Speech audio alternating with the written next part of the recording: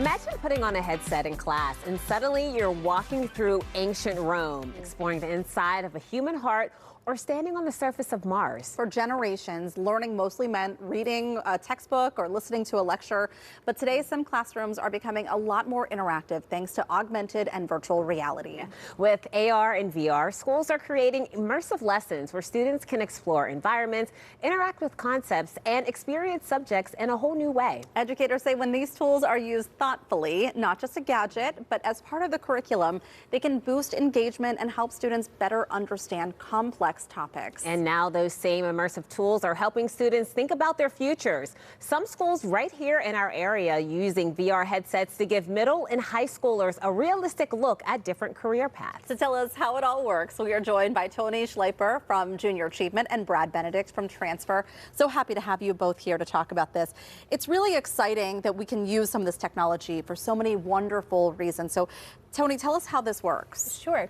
So we have the VR headsets that are implemented in our experiential learning center. You slide it over the top of your head and you have your two hand pieces that you'll use. But we use it for 4th through 6th grade students. So it's as young as that age group. But we also are using them as part of our mobile lending library. So that serves middle school and high school students and even beyond for young adults with their pre-apprenticeship programs. So I think we've seen virtual reality. Looking at you.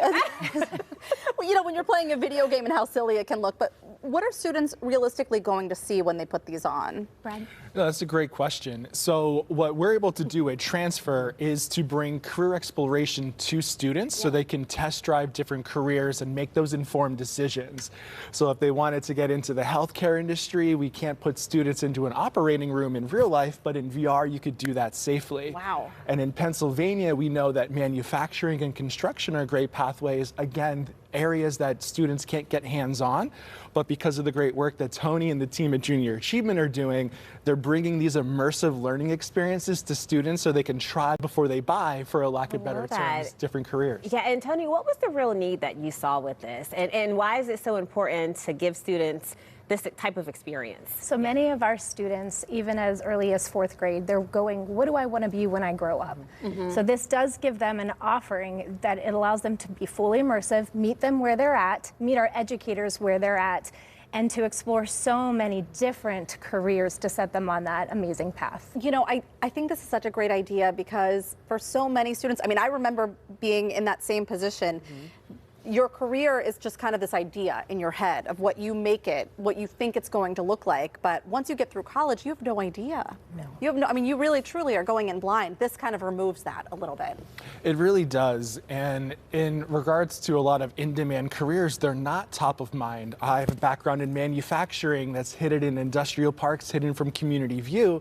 And unless you have industry going to speaking to students, those are careers that may not resonate. Right. But because of what we're doing at Transfer, and again, the work that Tony's doing, we're able to bring these options to students, and just to see them have these aha moments, it's just so amazing to see. That's because I'm thinking about all of the careers that you might not just have exposure to, or you think that you might not like, but really, if you tried it, maybe it might spark something. Are you finding that with students? Very much so. So there's so many different modules that are set within these headsets that allow them to explore.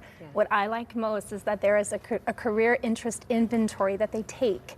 So they're taking that knowledge of the skills that they have and who they are as individuals and then exploring, and they're not just picking their top 3. It really takes them into this world. Does this lead into this acronym is new to me, this RIASEC thing? Have you heard about this? Yes, correct.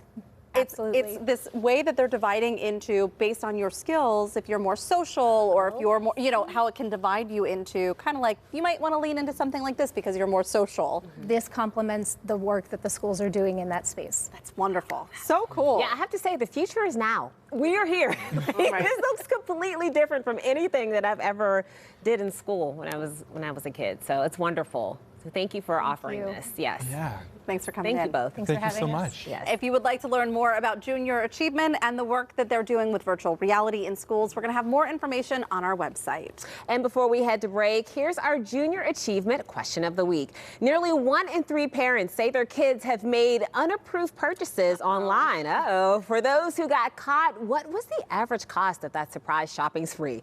Was it $45, $90, or $170? Just scan the QR code with your phone or head to kdka.com/connect to vote. We're going to reveal the answer on tomorrow's show. We certainly have heard some horror stories Yes. about that Oh, happening, yeah. for sure.